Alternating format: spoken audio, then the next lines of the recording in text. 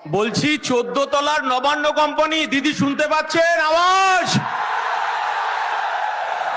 23-এ আটকেছেন, 23-এ আটকেছেন, 24-এ মঞ্চে আসতে দেননি, 25-এ মঞ্চে আসতে দেননি, 42 দিন জেল খাটিয়েছেন।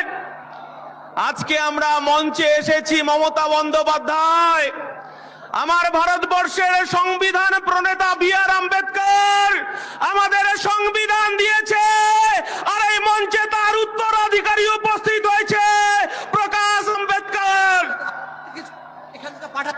মমতা বন্দ্যোপাধ্যায়, আপনার ভাইপো অভিষেক বন্দ্যোপাধ্যায়, আপনি শুনতে পাচ্ছেন? ভাঙড়ে ক্রিমিনালটা ফাউল করেই যাচ্ছে, ফাউল করেই যাচ্ছে। অভিষেক বাবু বলছে ভাঙড়ে নাকি উনি খেলবেন।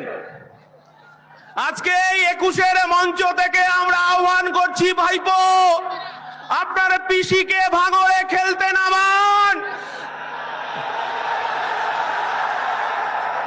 আর ভাঙড়ে আমার কর্মীরা খালি পায়ে খেলবে। 21-এ আপনি ভাঙা পায়ে খেলেছিলেন,